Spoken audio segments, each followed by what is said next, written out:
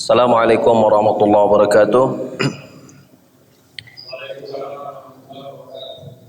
Innal hamdalillah nahmaduhu wa nasta'inuhu wa nastaghfiruh wa na'udzu billahi min shururi anfusina sayyiati a'malina may yahdihillahu fala mudilla lahu wa may yudlil fala hadiya lahu.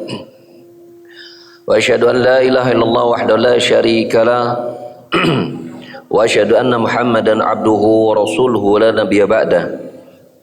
Qala Allah Ta'ala fi kitabil karim a'udzu samii'il alim minasyaitonir rajim ya ayyuhalladzina amanu taqullaha haqqa tuqatih wa la tamutunna illa wa antum muslimun ya ayyuhan nasu taqu rabbakum alladzi khalaqakum min nafsin wahidah wa khalaqa minha zawjaha wa bassa minhuma rijalan katsiran wa nisaa'a wattaqullaha alladzi tasaaluna bihi wal arham innallaha kana 'alaikum raqiba ya ayyuhalladzina amanu taqullaha wa qulu qawlan sadida yuslih lakum a'malakum wa yaghfir lakum dhunubakum wa may yuti'illaha wa rasulahu faqad faza fawzan 'azima amma ba'd fa inna asdaqal hadits kitabullah wa khairal hadi hadi Muhammad sallallahu alaihi wasallam wa syarrul umuri muhdatsatuha wa kullu muhdatsatin bid'ah wa kullu bid'atin dhalalah wa kullu dhalalatin finnar. Ikhwan fid din asanallahu wa iyyakum wa bil khusus yaitu ikhwanina fi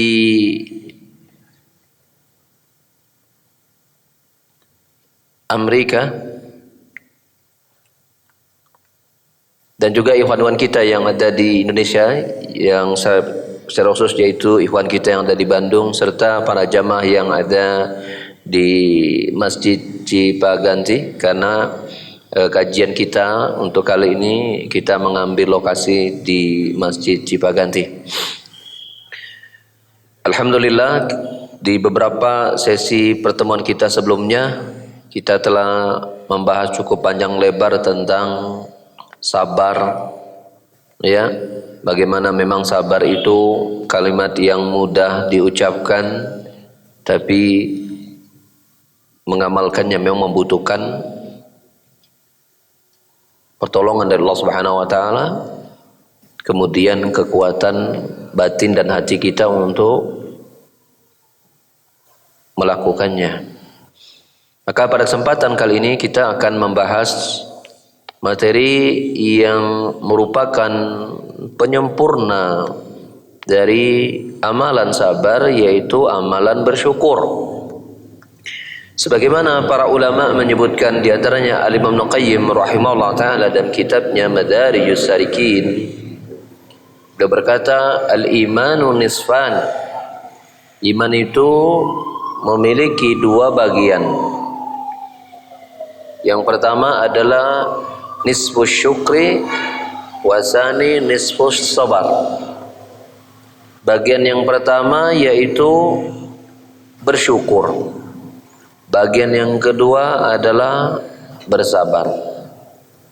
Dan bersabar alhamdulillah sudah kita pahami, dan bersyukur insyaallah akan kita bahas pada hari ini. Ketahuilah oleh kita bahwasanya bersyukur ini sebagaimana bersabar merupakan satu di antara perintah-perintah Allah Subhanahu wa taala kepada kita. Hal itu bisa kita lihat dalam beberapa tempat. Allah berfirman di antaranya dalam surah Al-Baqarah ayat 152 dan 172-nya. Al-Baqarah 152 Allah berfirman, washkuru li wa la takfurun, dan bersyukurlah kalian kepadaku dan janganlah kalian kufur. Al-Baqarah 172-nya Allah juga berfirman, washkuru lillahi in kuntum iyyahu ta'budun, dan bersyukurlah kalian kepadaku, ya, dan bersyukurlah kalian kepada Allah jika kalian betul-betul beribadah kepadaku.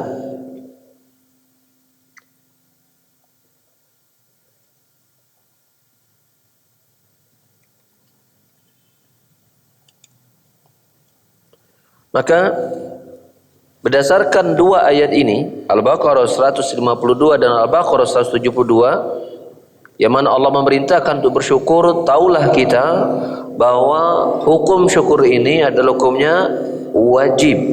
Hukumnya wajib. Dan ini mengandung konsekuensi kebalikannya, bahwa siapapun yang tidak bersyukur berarti dia meninggalkan kewajiban. Berarti dia berdosa. Ini yang pertama, bahwa bersyukur itu adalah perintah Allah Subhanahu wa taala, dan orang yang meninggalkannya maka dia berdosa. Yang kedua, bersyukur adalah akhlaknya para nabi dan hamba-hamba Allah yang terpilih. Ini menunjukkan bahwasanya tidak semua manusia, bahkan tidak semua orang yang beriman itu Allah pilih untuk menjadi orang yang pandai bersyukur, kecuali orang-orang tertentu saja. Kecuali orang-orang yang tertentu saja. Di antaranya adalah para nabi dan hambanya yang khusus. Allah Ta'ala berfirman tentang Nabi Ibrahim dalam Quran surah An-Nahl ayat 120, 121. Allah berfirman, Inna Ibrahim kana ummatan qanitan lillah hanifan wa lam yakun minal musyrikin syakiran li an'umihi. Sesungguhnya Ibrahim, dia adalah hamba Allah, atau dia adalah pemimpin, dia adalah teladan yang tunduk dan taat kepada Allah Ta'ala, hanifan, yang lurus, yang mana agamanya Nabi Ibrahim ini dan dakwah yang dia lakukan itu adalah mengajak kepada manusia untuk bertauhid kepada Allah, walam yakun minal musyrikin, dan tidaklah Ibrahim itu digolongkan dalam golongan orang-orang yang musyrikin. Syakiran li an'umihi, yang mana Nabi Ibrahim itu bersyukur atas nikmat-nikmat Allah Ta'ala. Lihat, Allah Subhanahu wa Ta'ala ya menyebutkan tentang akhlaknya Nabi Ibrahim, ya, selain ya Nabi Ibrahim ini memiliki akhlak yang lurus, memiliki tauhid yang lurus, ketundukannya yang utuh kepada Allah Subhanahu wa Ta'ala, dan meninggalkan peribadan kepada selain Allah Ta'ala, maka Nabi Ibrahim pun memiliki karakter yang sangat menonjol yang Allah sifatkan, yaitu syakiran li an'umihi, banyak bersyukur atas nikmat-nikmat Allah kepadanya. Demikian pula Allah Ta'ala berfirman tentang Nabi Nuh dalam Quran surat Al-Isra ayat 3. Allah menyebutkan tentang karakter Nabi Nuh, innahu kana abdan syakuran. Sesungguhnya Nuh itu dia adalah seorang hamba yang banyak bersyukur. Demikian pula bagaimana keadaan Nabi kita Muhammad sallallahu alaihi wasallam dalam hadis Al-Bukhari dan juga dalam Muslim dalam sahih keduanya dari istri Rasulullah sallallahu alaihi wasallam Ummul Mukminin Aisyah radhiyallahu anha atau radhiyallahu anhuma, tatkala Aisyah istrinya Rasul sallallahu alaihi wasallam ini mendapati keadaan kedua kaki Nabi sallallahu alaihi wasallam pecah-pecah, bengkak-bengkak karena banyaknya ibadah yang beliau sallallahu alaihi wasallam lakukan. Lalu dikatakanlah kepada Rasul sallallahu alaihi wasallam, limadza fa'alta kada, mengapa engkau melakukan perbuatan tersebut? Wallahu yaghfiru dzunubaka, bukankah Allah Subhanahu wa taala telah mengampuni dosamu fima mada wa ma ta'akhkhar? Bukankah Allah telah mengampuni dosamu baik yang telah lalu maupun yang akan datang? Maka Rasul pun menjawab, afala akuna abdan syakura, tidakkah boleh aku menjadi hamba Allah yang banyak bersyukur? Kita lihat bahwa pandai bersyukur, banyak bersyukur ini merupakan perangai yang menonjol dari kalangan para nabi, termasuk nabi kita Muhammad sallallahu alaihi wasallam. Selanjutnya Allah Subhanahu wa taala membagi hambanya ke dalam dua golongan manusia. Ya, Allah membagi manusia itu ke dalam dua golongan mereka, yaitu golongan yang pandai bersyukur dan golongan yang kufur. Allah berfirman, "Inna hadainahu sabila imma syakiran wa imma kafura." Surah Al-Insan. Di awal surah Al-Insan, Allah berfirman, "Kami telah memberikan petunjuk kepada manusia tentang satu jalan yang menuju Allah Subhanahu wa taala, tentang jalan yang benar, tentang jalan petunjuk." Maka di antara manusia itu ada yang bersyukur dan ada yang kufur. Dan ternyata ketika Allah Subhanahu wa taala membagi keadaan manusia menjadi yang kufur dan yang bersyukur, dan ternyata Allah Subhanahu wa taala sebutkan yang bersyukur itu pun jumlahnya sangat sedikit. Jumlahnya sangat sedikit. Allah sebutkan hal itu dalam surat Saba ayat 3, "Faqalilan min ibadi asy-syakur." Maka sungguh sangat sedikit di antara hamba-hambaku itu mereka yang betul-betul pandai bersyukur. Sehingga berdasarkan ayat ini, ya, pandai bersyukur merupakan merupakan sifat yang Allah pilihkan, merupakan sifat khusus yang Allah berikan kepada hamba yang khusus. Allah menyebutkan sedikit hamba-hambaku yang pandai bersyukur, sehingga tidak banyak manusia yang pandai bersyukur, jumlahnya sedikit dibandingkan dengan yang kufur. Kita akan lihat bagaimana, ya, keadaan sedikitnya atau minoritasnya orang-orang bersyukur itu, ya, dengan kita melihat betapa memang amalan syukur itu bukan amalan yang mudah. Dia bukanlah amalan yang serta-merta orang langsung berhasil mempraktekannya. Maka oleh karena itu, mari kita lihat arti bersyukur dan rukun bersyukur itu apa. Dengan hal itu kita akan lihat bahwa amalan bersyukur ini adalah amalan yang membutuhkan perjuangan.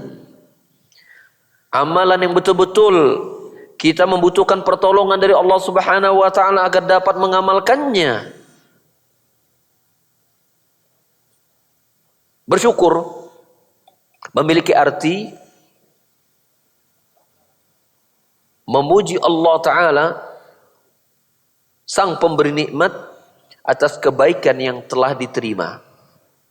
Bersyukur artinya memuji Allah Subhanahu wa taala, sang pemberi nikmat, atas kebaikan yang telah diterima. Namun, apakah, pertanyaannya adalah bagaimana seorang hamba memuji Allah Subhanahu wa taala yang kemudian amalan memuji itu dianggap amalan bersyukur yang kemudian Allah terima amalan syukurnya. Maka itu tidak akan terpenuhi sampai terpenuhinya 3 rukun syukur. Sampai terpenuhinya 3 rukun syukur, dan tidak akan sempurna bersyukur tersebut sampai seseorang menyempurnakan 3 rukun tersebut. Jadi ada berapa rukun syukur di sini?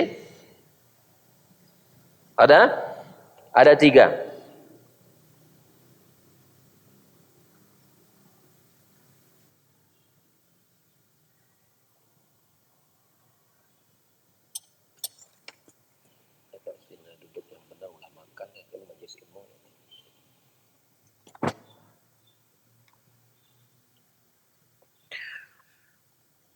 Rukun yang pertama,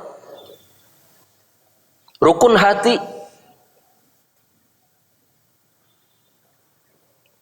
Yang kedua, rukun lisan. Yang ketiga, rukun anggota badan. Jadi bersyukur itu melibatkan 3 rukun ini, melibatkan hati, lisan, dan anggota badan. Dan bila salah satu dari 3 perkara ini tidak dilibatkan, maka seseorang tidak dianggap bersyukur. Yang pertama, rukun hati. Bagaimana amalan hati orang yang pandai bersyukur? Yaitu dengan mengakui dan menyandarkan nikmat tersebut datangnya dari Allah Ta'ala.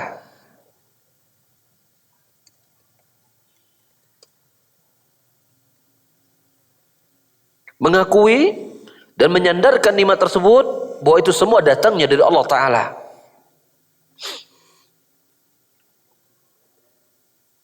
Mengapa?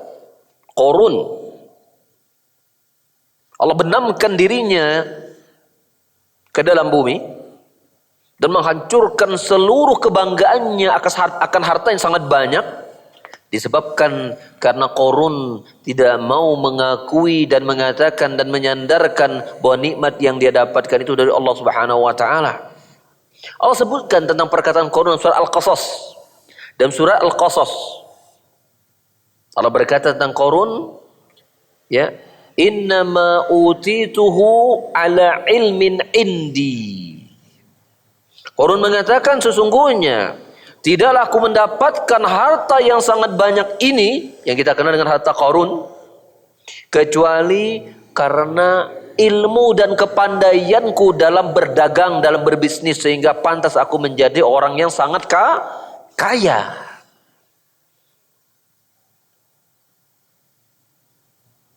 Maka siapapun yang dengan hatinya berkata bahwa segala nikmat yang dia dapatkan, baik berupa materi, kemampuan, kekuatan, nikmat harta, nikmat sehat, nikmat kecerdasan, dan nikmat-nikmat Allah semuanya, lalu kemudian dia mengatakan ini dia dapatkan karena hasil kerja kerasnya, karena kecerdasannya, karena kepintarannya, ini orang yang kufur atas nikmat dengan hatinya. Mungkin ada seseorang yang ketika dia disampaikan kepada orang yang lain, aduh Pak, Bapak mah hebat, usahanya berhasil, proyeknya bisnis, Alhamdulillah. Lisannya mengucapkan Alhamdulillah, tapi dalam hatinya dia berkata, saha heula atuh aing teh. Siapa dulu? Saya. Lihat. Lisannya mengucapkan Alhamdulillah, tetapi hatinya mengatakan, saya atau pantas saya ini orangnya begini, saya itu perancang yang baik, saya itu pelaksana yang baik, saya ini dan itu. Dia mengatakan saya. Walaupun lisannya mengucapkan Alhamdulillah, tapi ketika hatinya tidak mengatakan ini datangnya dari Allah, maka dia kufur nikmat, bukan bersyukur. Walaupun lisannya mengucapkan Alhamdulillah. Ini penting, ikhwan sekalian. Maka kita mengatakan bersyukur itu pantas. Allah menyebutkan mengapa? Faqalilan ibadiyah syakur, sedikit hambaku yang pada bersyukur. Karena memang amalan bersyukur ini melibatkan hati. Dan kita kalau sudah berbicara tentang hati dan amalannya, ini perkara yang tidak menjadi ringan kalau itu sudah menjadi amalan hati. Mengapa? Karena hati kita ini mudah berubah. Hati mudah berubah. Ini yang pertama, rukun hati. Perhatikan hati kita, berkenaan sikap kita terhadap nikmat-nikmat yang Allah berikan kepada kita. Dari sini kita mengatakan, siapakah orang yang tidak pandai bersyukur? Yaitu mereka yang tidak mau menyandarkan dan mengakui bahwa nikmat-nikmat itu datangnya dari Allah Ta'ala. Pada Allah Ta'ala berfirman, wa ma bikum min ni'matin faminallah. Apapun, sekecil apapun nikmat yang ada pada kalian, maka itu semua datangnya dari Allah Ta'ala.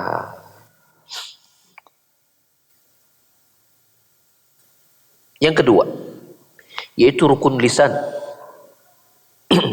Rukun lisan. Bagaimana amalan lisan itu? Yaitu dia memuji Allah Subhanahu wa taala atas nikmat tadi.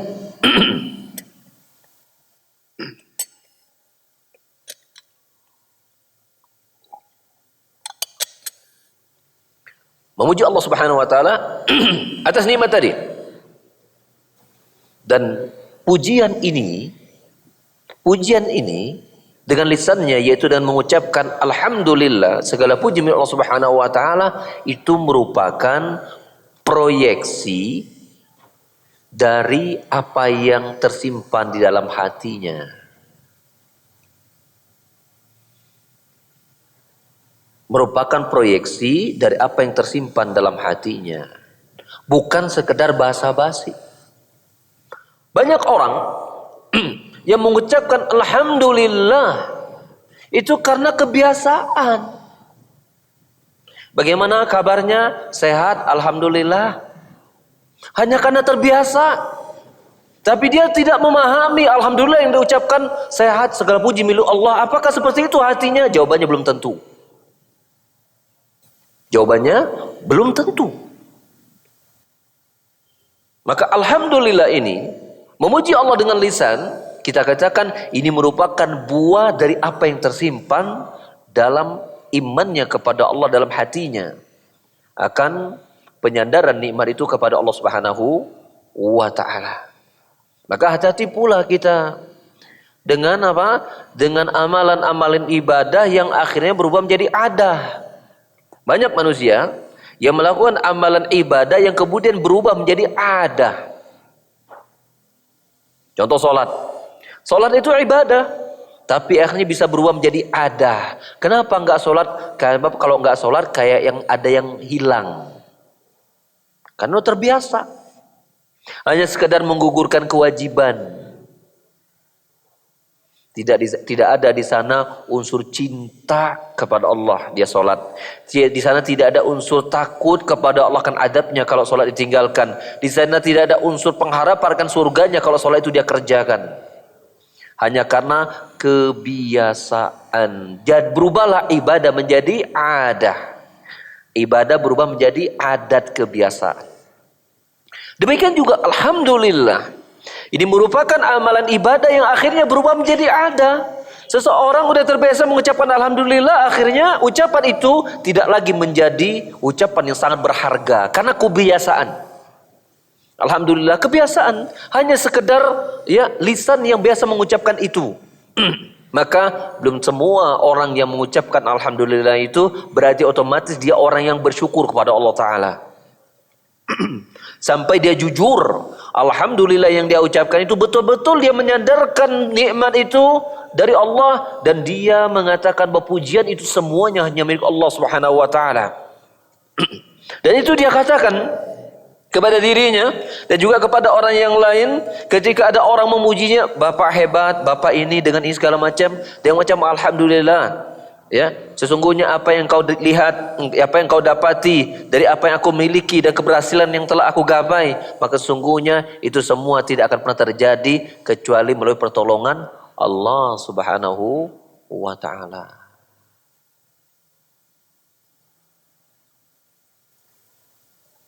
Maka orang mukmin yang bertauhid kepada Allah, yang imannya tertancap di dalam hati-hatinya, maka dalam ucapannya pun mengandung pesan-pesan kebatinnya, mengandung pesan-pesan batinnya. Inilah lalu tauhid. Dalam bersyukur pun lisan yang terucap dari ucapan alhamdulillah merupakan warna hatinya.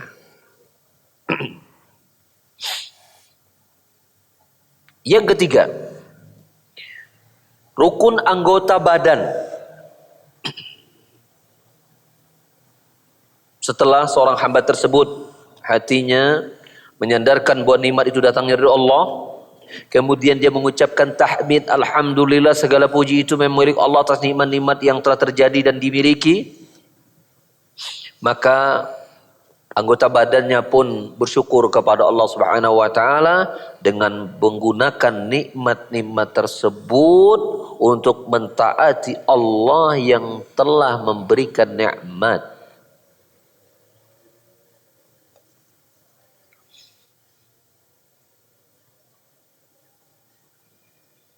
Dari sini kita bisa dapati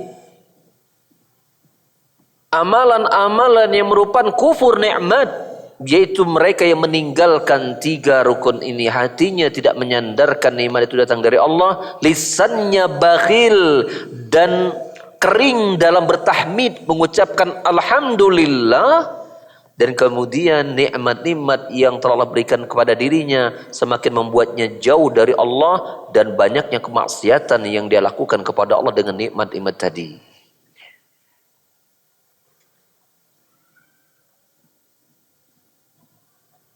Ya, banyaknya maksiat-maksiat yang dilakukan dengan nikmat tadi. Maka ini adalah tipikal orang-orang yang kufur atas nikmat, bukan tergolong orang-orang yang bersyukur. Ingat ikhwan sekalian, bahwasanya Allah kembali menyebutkan, saya ingin sebutkan kembali, Allah menyebutkan bahwa sedikit hambaku yang pandai bersyukur, sedikit. Kalau Allah sudah menggambarkan sedikit, maka ya musabaqah kita, berlombanya kita adalah berlomba agar menjadi yang sedikit. Berlomba untuk menjadi yang sedikit dari hamba Allah yang pandai bersyukur.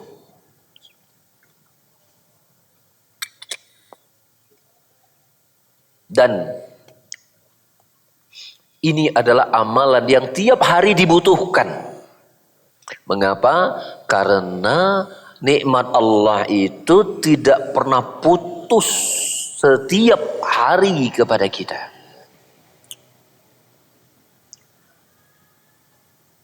Andai saya mengucapkan alhamdulillah,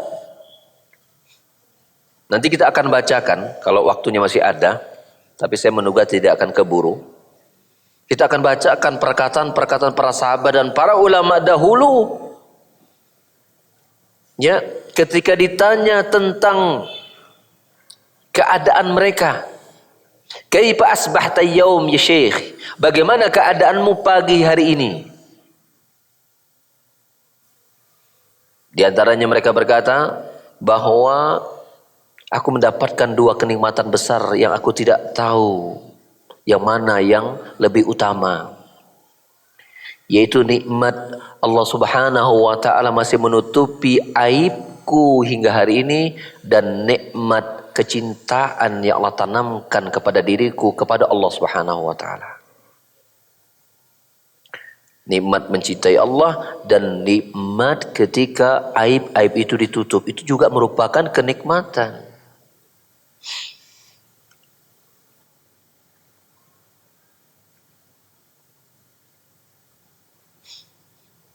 Setelah kita menyebutkan 2 poin, bahwa syukur adalah perintah dan wajib hukumnya. Yang kedua tentang arti dan rukun bersyukur. Yang ketiga yaitu keutamaan bersyukur.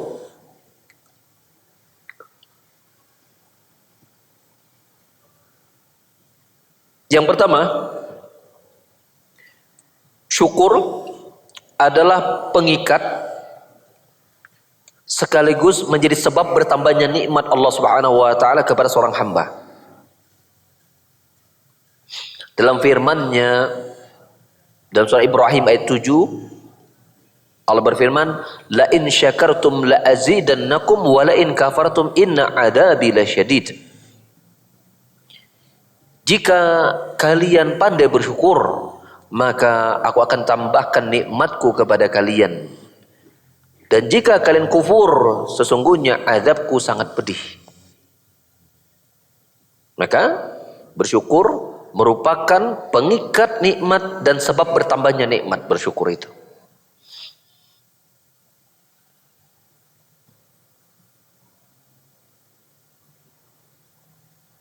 Yang kedua, bersyukur mendatangkan ridho Allah Ta'ala. Bersyukur mendatangkan ridho Allah Ta'ala. Di dalam surah Az-Zumar ayat 7 Allah berfirman, wa in tashkuru yarda lakum. Dan jika kalian bersyukur, maka Allah ridha kepada kalian. Makanya nanti insya Allah pada pertemuan akan datang kita akan membahas ucapan-ucapan alhamdulillah pada beberapa tempat. Di antaranya adalah amalan yang ringan tapi mendatangkan ridho Allah Subhanahu wa taala. Sampai sebutkan satu, ya nanti akan kita bahas pada waktu akan datang karena mengingat sempitnya waktu tersedia pada hari ini. Karena insya Allah materi syukur ini kita akan bahas dalam 3 sesi nanti. Insya Allah kita akan bahas dalam 3 sesi. Contoh, dalam sebuah hadis Muslim Rasul bersabda, "Innallaha la yardu bi 'abdihi idza akala al-aklata fahamidallaha 'alaihi wa idza syariba al-syurbata fahamidallaha 'alaihi." Sesungguhnya Allah betul-betul ridha kepada seorang hamba yang ketika dia makan suatu makanan kemudian dia memuji Allah atas makanan tersebut, dan ketika dia meminum suatu minuman kemudian dia memuji Allah atas minuman tersebut, maka Allah betul-betul ridha kepada hamba tadi.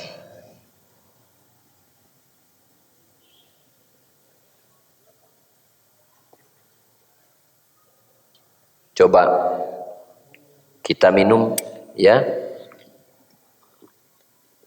lalu kita merasakan nikmatnya minuman itu, lalu mengucap alhamdulillah ya Allah, Engkau masih memberikan izin kepadaku untuk merasakan lezatnya minuman yang aku minum ya Allah. Ketika kita makan begitu kan, makan kita sukai, ya, petai, jengkol misalnya, kemudian kita merasakan lezatnya makanan tadi, ya, kerongkongan kita berfungsi baik, alat pencernaan kita berjalan sempurna, kemudian kita makan, ya Allah nikmat sekali ya jengkol misalnya, ya Allah nikmat sekali ya gehu, ya Allah nikmat sekali jus ini, ya Allah betapa nikmatnya makan, ya Allah, aduh makasih ya Allah, gitu kan, makasih ya Allah, alhamdulillah segala puji milikmu ya Allah, nikmat ya Allah, gitu kan. Jujur dia mengatakan bahwa ini betul nikmat kepadamu darimu ya Allah, Engkau jadikan aku bisa merasakan, kerongkonganku bisa berfungsi dan merasakan nikmatnya makanan minuman yang aku konsumsi saat ini ya Allah, makasih ya Allah, alhamdulillah ya Allah, walakal hamdu ya Allah, begitu kan. Maka apa kata Rasulullah, Allah betul-betul ridha kepada hamba tadi.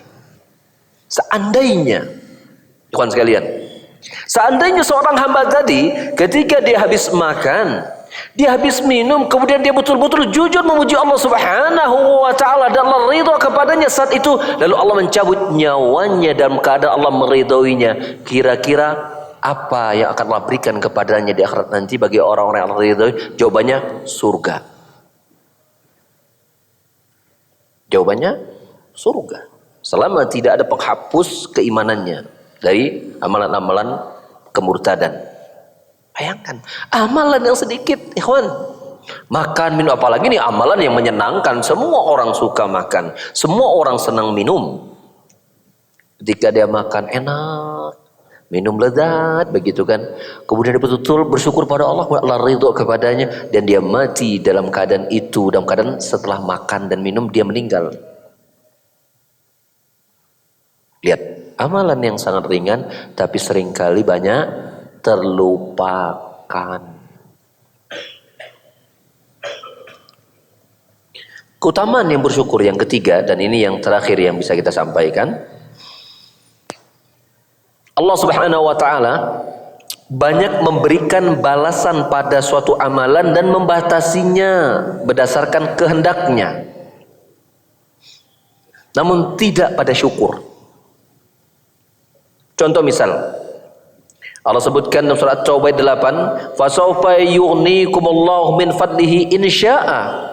Dan maka kelak Allah akan mencukupkan kalian dengan karunia-Nya jika Allah berkehendak. Allah memberikan qayyid, batasan, jika Allah menghendaki. Surah Al-Maidah 40 menyatakan tentang ampunannya, wa yaghfiru liman yasha, dan Allah akan memberikan ampunan kepada hambanya yang Dia kehendaki. Surah Taubah 15, wa yatubullahu ala man yasha, dan Allah akan memberikan taubat kepada siapapun yang Allah kehendaki. Selalu Allah berkata jika Allah kehendaki, jika Allah kehendaki, tetapi tidak pada bersyukur. Ya, Allah sebutkan dalam surah Ali Imran, wasanajzi syakirin, dan kami akan berikan balasan kepada orang-orang yang bersyukur. Allah tidak mengatakan jika Allah menghendaki, tidak. Untuk bersyukur Allah tidak memberikan kalimat terakhirnya jika Allah menghendaki, tapi kepada taubat, pada ampunan dan kepada karunia-Nya, ya, itu Allah sebutkan balasannya jika Allah menghendaki. Allah akan berikan kepada mereka jika Allah menghendaki, tahta masyiatillah. Tapi bagi orang yang pandai bersyukur, Allah berikan balasannya, tidak Allah batasi jika Allah menghendaki. Allah tidak mengatakan jika kalian bersyukur kepada Allah Subhanahu wa taala, maka aku akan berikan pahala yang besar buat kalian jika aku menghendaki. Tidak Allah berkata seperti itu. Bukankah ini menunjukkan tentang keutamaan bersyukur? Orang yang pandai bersyukur adalah, ya, balasannya tidak Allah berikan batasan. Sebagaimana pahala sabar. Innama yuwaffas sabiruna ajrahum bighairi hisab. Ya, surah Az-Zumar. Sesungguhnya orang-orang yang bersabar itu diberikan balasan tanpa batas. Maka ikhwan sekalian, bila kita ditanya, sebutkan beberapa amalan yang Allah memberikan pahalanya tanpa batas, jawabannya diantaranya dua, yaitu sabar dan bersyukur. Diberikan pahala tanpa batas oleh Allah Subhanahu wa taala. Sehingga seorang yang menyempurnakan sabar dan bersyukur, ini adalah orang yang paling istimewa di muka bumi ini. Rasul bersabda dalam hadis riwayat Muslim, ajaban di amril mu'min fa in amrahu kullahu lahu khair. In asabat usarra'u syakara fa kana khairan lah, wa in asabat udarra'u sabara fa kana khairan lah, wa laysa dzaka illa li amril mu'min. Sungguh mengagumkan, menakjubkan keadaan seorang mukmin itu, karena seluruh urusan dirinya adalah mengandung kebaikan. Bagaimana itu? Ketika dia diberikan kenikmatan-kenikmatan, dia bersyukur atas nikmat tadi, dan itu adalah kebaikan untuknya. Dan ketika dia ditimpa musibah-musibah, kesulitan-kesulitan, dia bersabar atas hal itu, maka itu pun baik untuknya. Walaysa dzaka illa li amril mu'min. Dan hal itu tidaklah terjadi dan dimiliki hal itu kecuali bagi orang-orang yang betul-betul beriman. Maka pandai bersyukur, kokoh dalam bersabar, merupakan karakteristik sejatinya seorang mukmin, dan ini adalah hamba Allah yang paling istimewa.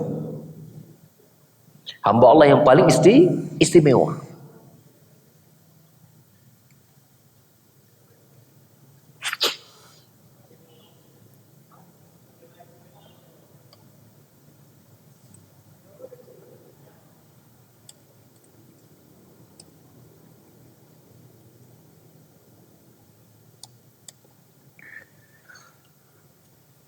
Pembahasan berikutnya, saya kira mungkin dari pertemuan kita di waktu yang tersedia sama kita, ini mungkin pembahasan yang terakhir, ya, materi yang terakhir dari sesi pertama kita. Lalu kemudian apa yang harus kita syukuri? Apa yang harus kita syukuri? Maka berkenaan dengan yang kita syukuri terbagi menjadi dua.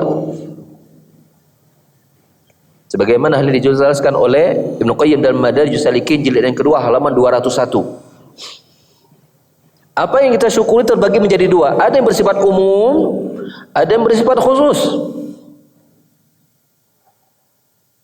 Nikmat-nikmat umum, artinya nikmat umum ini itu Allah tidak bedakan, seluruh manusia mendapatkan nikmat ini.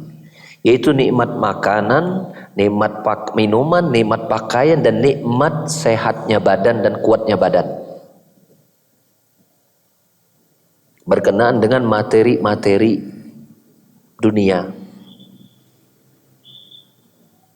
Jadi apapun yang berbau kebaikan dan nikmat yang terlihat, yang gitu bisa dirasakan, ya, dan bisa didengar, maka ini termasuk, ya, objek yang harus disyukuri.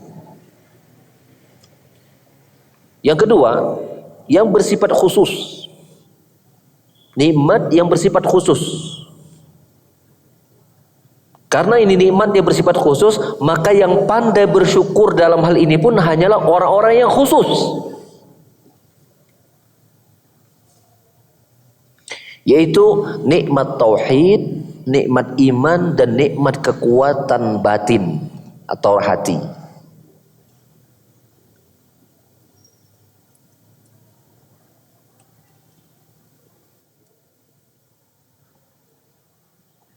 Mengapa? Karena tidak semua manusia dijadikan ahli tauhid oleh Allah Subhanahu wa taala. Tidak semua manusia dijadikan orang mukmin yang sejati oleh Allah Subhanahu wa taala, dan tidak semua manusia diberikan kekuatan batinnya oleh Allah Subhanahu wa taala. Maka kita mengatakan bahwa untuk objek nikmat yang kedua ini adalah objek yang khusus yang hanya diberikan kepada orang-orang yang khusus.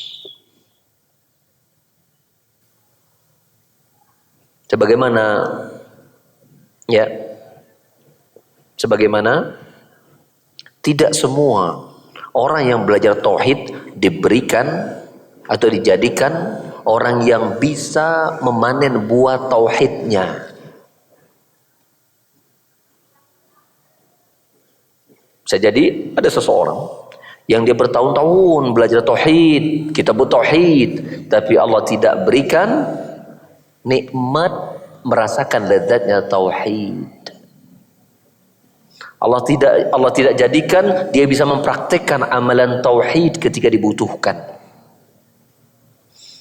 Bisa jadi dia mengetahui ilmu tauhid, tapi Allah tidak jadikan dia bisa istiqomah di atas tauhid. Maka nikmat tauhid ini ada nikmat khusus dan buahnya hanya bisa dirasakan oleh orang-orang yang khusus. Sebagaimana nikmat iman dan kelezatan iman, tidak semua orang beriman Allah berikan rasa lezatnya iman yang dia miliki.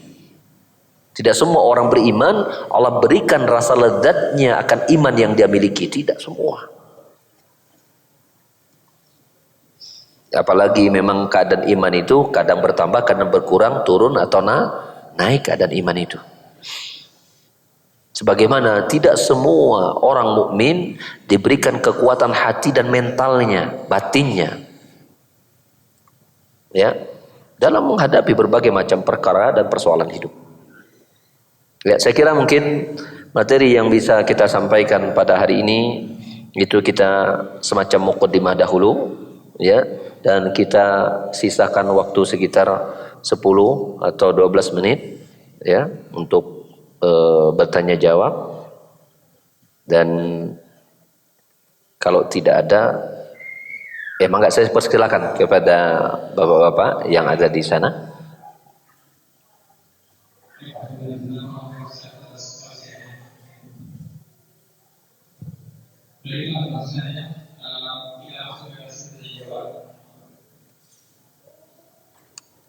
Ini mengenai syukur, wujud, dan rasa percaya diri. Misalnya kalau di kantor karena kadang-kadang kalau di kantor kita bawa kantor ada masalah kesehatan, kemudian sekolah kesehatan, ada kemudian bisa maksudnya aku sedang saya tidak maksud untuk ngomong, tapi saya tidak bicara mengenai fakta. Dan apakah itu masuk juga sebagai iman atau mungkin bagaimana hubungannya dengan wujud Ustaz? Atau kadang-kadang saya akan suami istri Ustaz. Misalnya suaminya istrinya masak, kemudian dia pasangan itu enak, kemudian dia masak. Siapa dulu orang yang masak? Apakah itu bukan perlahan?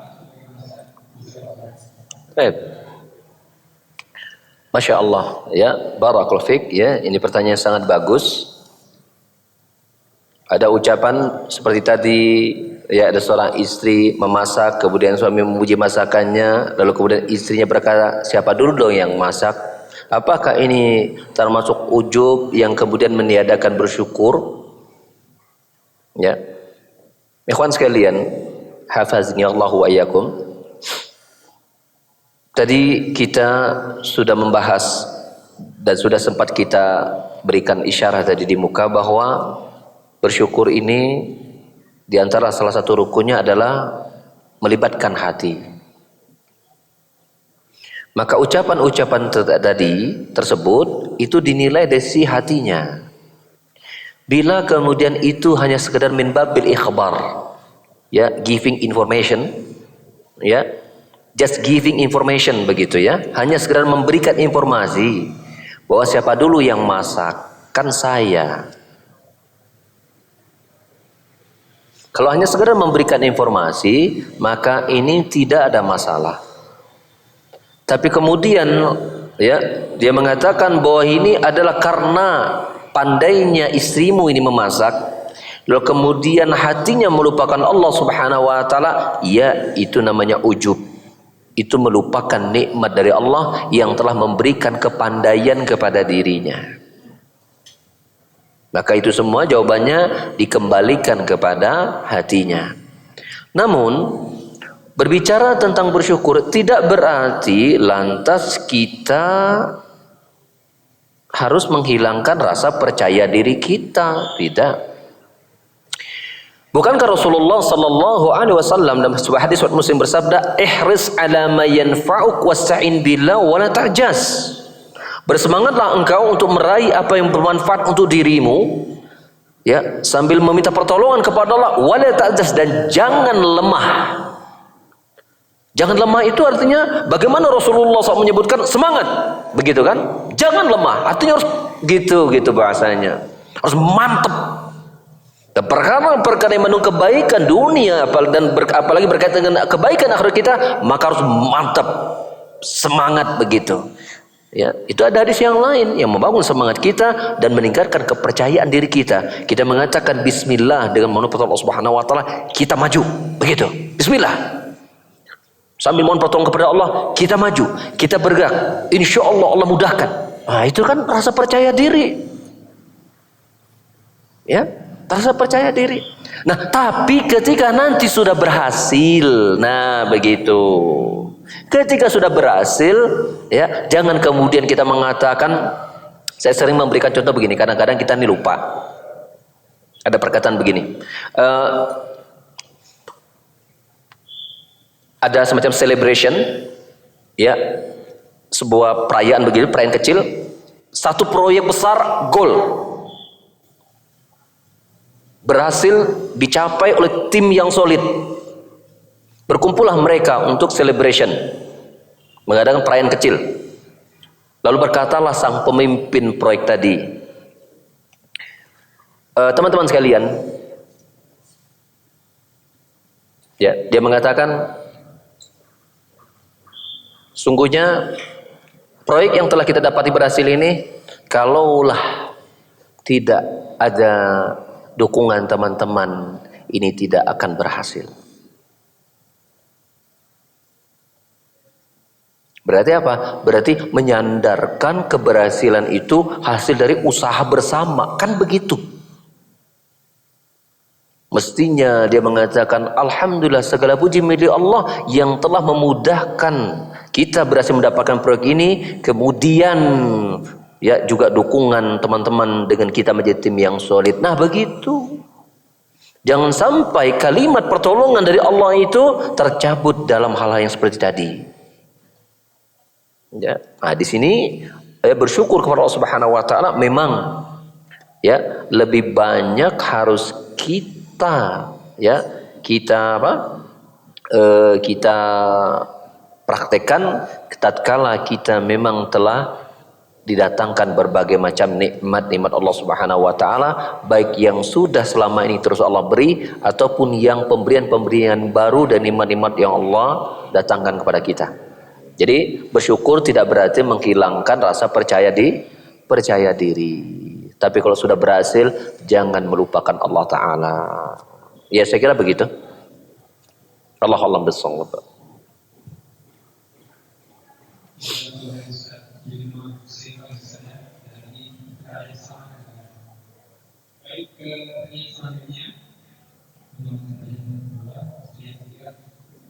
Bagaimana cara mendapatkan hidayah selalu Iya. Taib.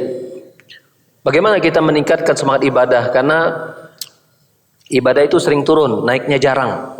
Barangkali ya. Naiknya sekali, turunnya 10 tingkat. Dalam sebuah hadis, Rasul bersabda, "Inna likulli amalin syirratun, wa inna likulli syirratin fatratun, wa man kana fatratuhu ala sunnati faqad hudiya, wa man kana ghaira dzalika faqad halak." Hadis riwayat Imam Ahmad. Sesungguhnya setiap amal itu dia memiliki masa-masa semangatnya. Dia memiliki masa-masa semangatnya. Dan dalam semangat ibadah itu juga dia memiliki nanti masa-masa ya lemahnya, masa-masa menurunnya semangat itu. Maka barang siapa yang ketika turunnya semangat tersebut tetap berada di atas tuntunan Rasul sallallahu alaihi wasallam, maka orang ini telah dibimbing petunjuk oleh Allah Ta'ala. Akan tetapi bila sebaliknya, maka orang itu binasa. Ada orang yang ketika dia sedang turun semangat ibadahnya itu sampai berlebihan. Turun itu misalnya begini, bisa jadi tadi semangat ya dia sholat wajib itu dia laksanakan, sholat sunat juga kenceng dia kerjakan. Suatu waktu semangatnya menurun. Semangatnya menurun. Beberapa sholat sunat dia lewatkan. Dia lewatkan. Tadinya rajin baca Quran sehari mungkin sekian lembar, ketika sedang turun semangatnya membaca Quran mungkin hanya setengah lembar dan seterusnya. Atau terlewat hari itu dan seterusnya. Maka selama ditinggalkannya amal-amalan tadi yang bukan, sementara yang wajib terus dia jaga, dan amalan-amalan yang tadi itu menurun, tapi tidak kemudian merubahnya menjadi menggantinya amalan-amalan tadi dengan perbuatan-perbuatan dosa, inilah yang masih mendapatkan terus masih berada dalam bimbingan Allah Ta'ala. Yang salah adalah ketika iman itu turun, tadinya amalan-amalan kebaikan mulai dia tinggalkan satu persatu dan dia rubah menjadi kemaksiatan. Ini orang yang akan menuju kepada kebinasaan. Jadi bahwa memang amalan itu atau iman itu menurun, ya demikianlah memang keadaannya. Sebagaimana Nabi menyebutkan demikian. Yang kedua, bahwa bagaimana kita meningkatkan amalan-amalan kita, di antaranya adalah, saya kemarin di kajian kita di Telkom itu menyebutkan salah satunya dalam kita beribadah kepada Allah, kuatkan keikhlasan kita. Kuatkan keikhlasan kita dalam ibadah, dalam niat kita beribadah kepada, kuatkan keikhlasannya. Mengapa? Karena sesungguhnya menurunnya semangat ibadah itu juga ya dipengaruhi oleh tipu daya syaitan. Dan kita sudah menyebutkan bahwa di antara tipu daya syaitan adalah membuat seseorang itu malas dan tidak bersemangat ibadah. Ketika Allah Subhanahu menyebutkan tentang perkataan syaitan bahwa syaitan tidak akan mampu, syaitan akan menggoda manusia dan akan menjadikan mereka tidak pandai bersyukur, illa ibadakal mukhlasin, kecuali hamba-hambamu ya Allah yang pandai bersyukur. Kecuali hamba-hambamu ya Allah yang pandai bersyukur. Di situ kita sebutkan bahwa pandai bersyukur dilandasi dengan keikhlasan seseorang itu kepada Allah Subhanahu wa taala. Ya, bahwa pandai bersyukur dilandasi dengan keikhlasan seorang itu kepada Allah Ta'ala. Semakin kuat keikhlasannya, maka semakin pandailah bersyukur kepada Allah Subhanahu wa Ta'ala. Dan salah satu amalan syukur adalah dia bersemangat dalam beribadah kepada Allah Ta'ala. Maka kuatkan keikhlasan, kokohkan keikhlasan kita dalam beribadah kepada Allah Ta'ala. Kemudian yang ketiga adalah banyak-banyaklah kita membaca Quran. Banyak-banyaklah kita membaca Quran. Karena kata Allah Subhanahu wa taala mensifati Al-Qur'an, "Inna hadzal Qur'ana yahdi lillati hi aqwam." Sesungguhnya Al-Qur'an ini betul-betul memberikan petunjuk kepada jalan yang sangat kokoh. Jalan yang sangat kokoh. Untuk membangun keistiqomahan kita, untuk tetap bersemangat beribadah kepada Allah Ta'ala, maka jangan tinggalkan Al-Quran. Teruslah dekat dengan Al-Quran, pelajari tentang Al-Quran dan rahasia-rahasianya. Kemudian saya kira mungkin yang terakhir, ya di antara sebab kemudian kita terus bersemangat beribadah kepada Allah Subhanahu wa taala, bertemanlah kita kepada orang-orang yang saleh.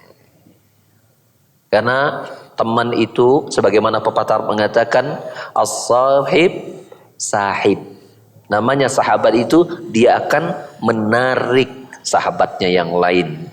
Bila teman kita adalah orang yang soleh, orang yang bersemangat ibadah, insya Allah ketika kita turun, dia akan mengajak kita, hayu, tingkatkan lagi semangat, apa masalahmu, gitu kan? Dia cari dan diberikan solusi, akhirnya semangat lagi. Berapa banyak?